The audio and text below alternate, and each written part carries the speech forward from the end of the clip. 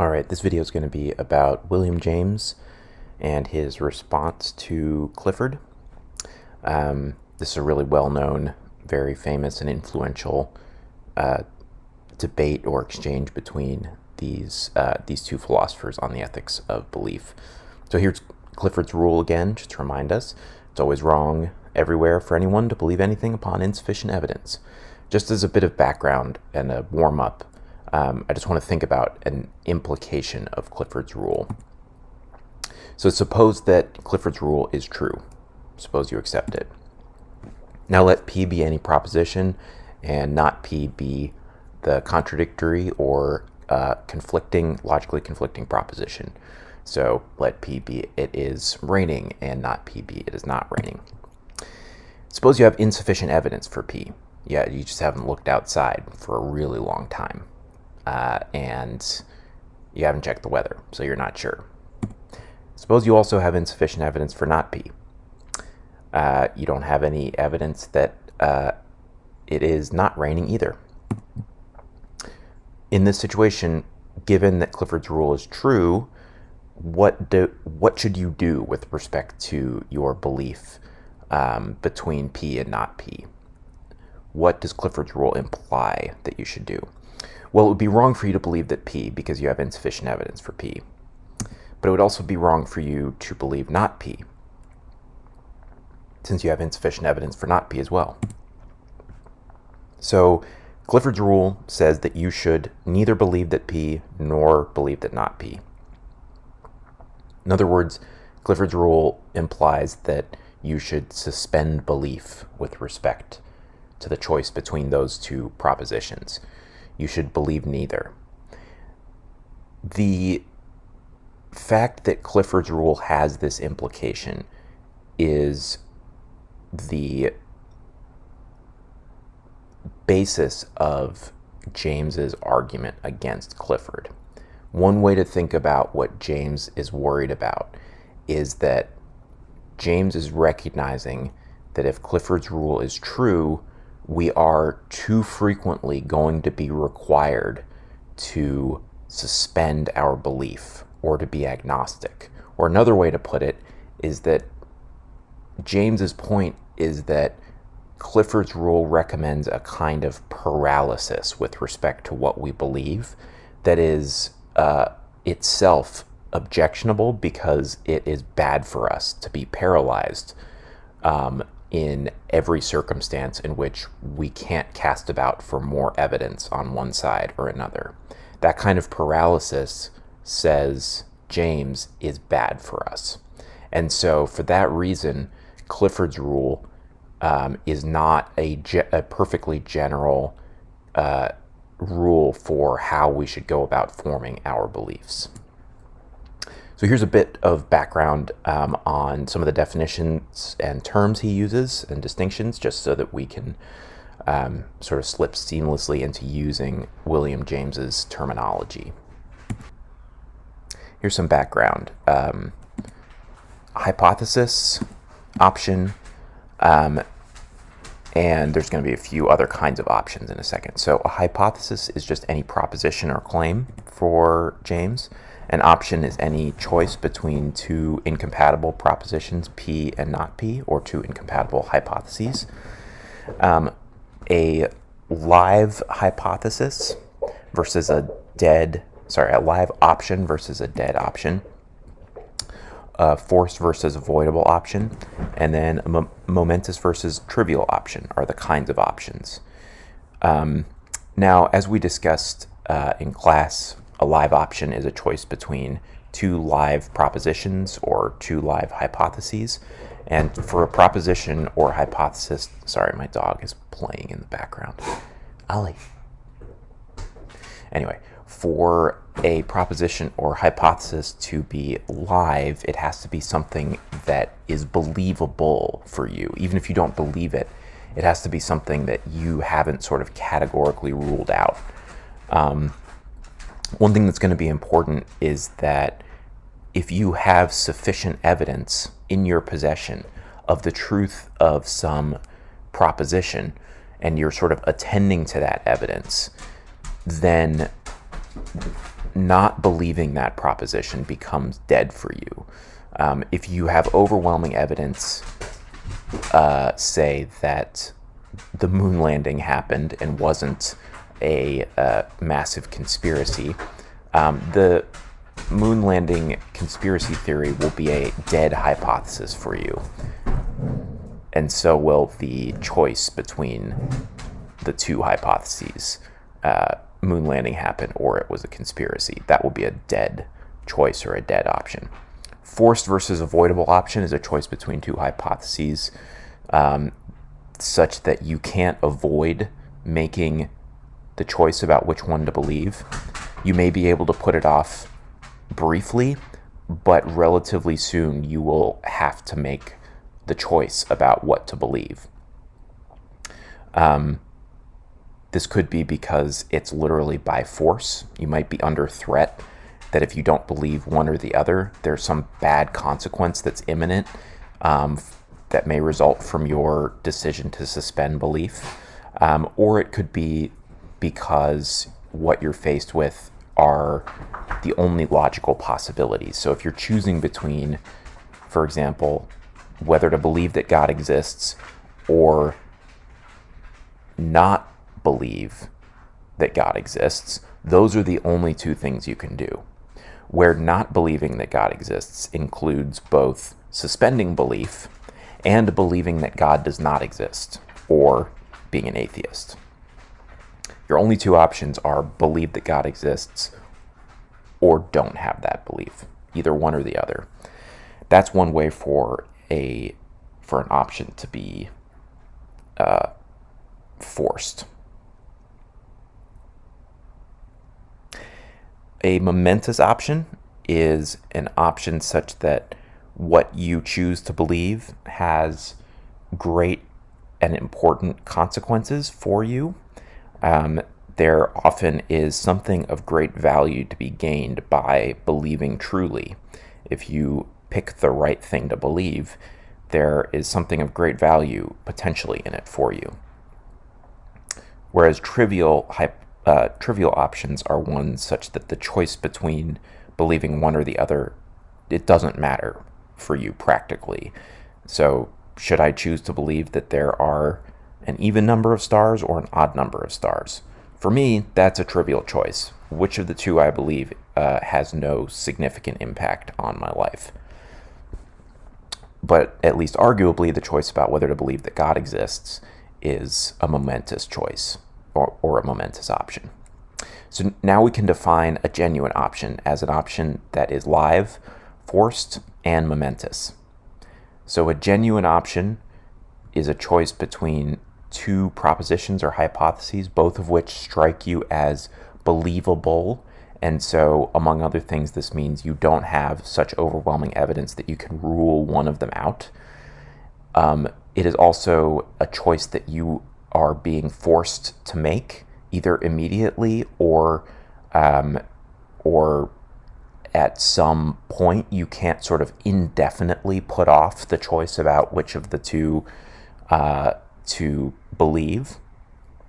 And then a momentous, it's also a momentous choice. So whether what you choose to believe in the genuine option is something that matters a great deal for you.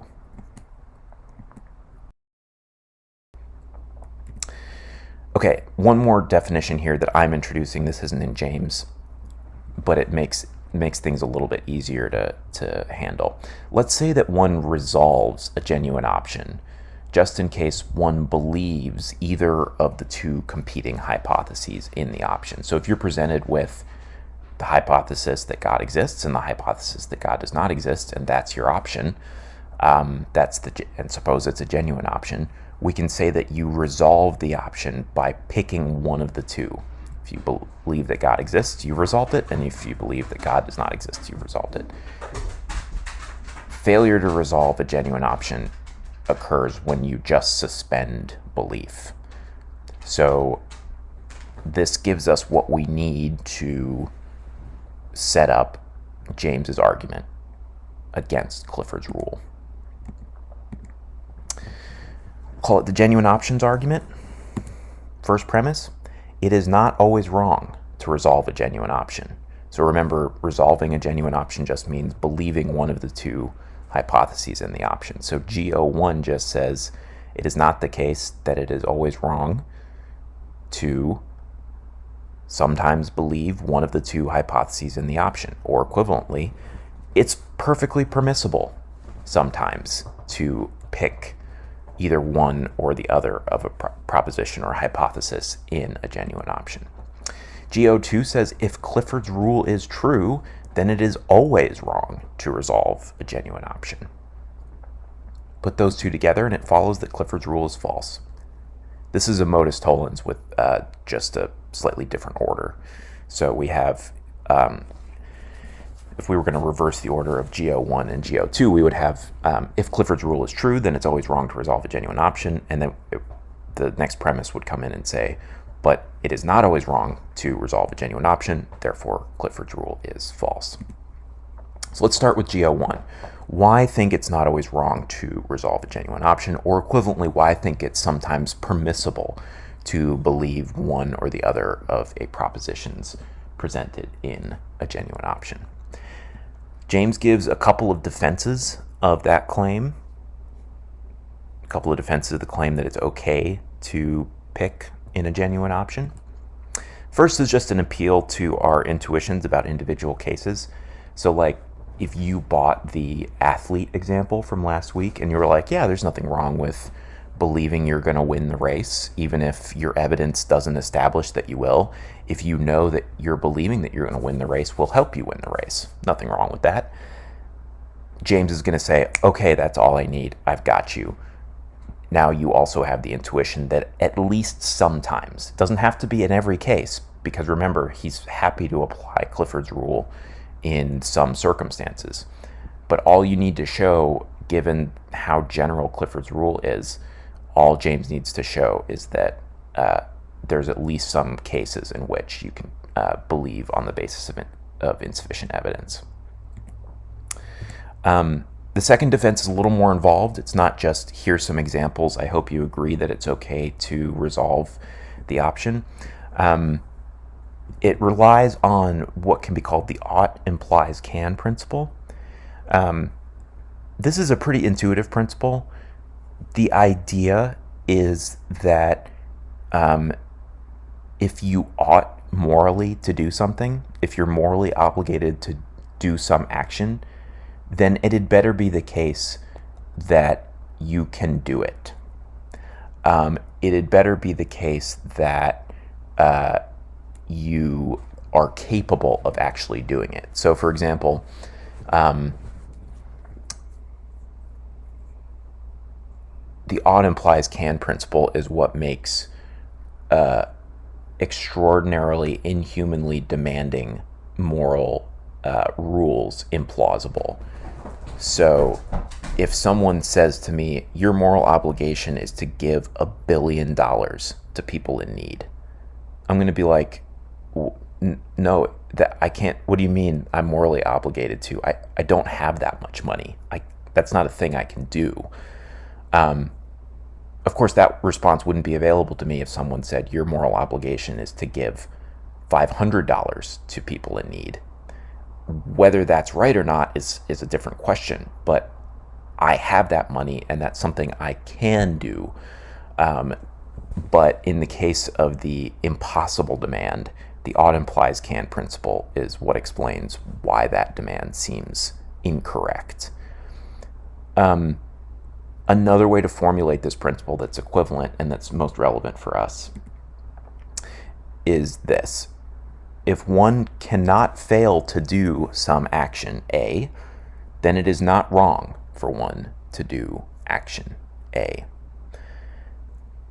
So another way to think about this is if you have to do something, if you have no choice about whether or not you will do something, then it cannot be wrong for you to do that thing. So to go back to the example I just gave, if I cannot give $1 billion because I don't have $1 billion, then it can't be wrong for me to fail to give $1 billion.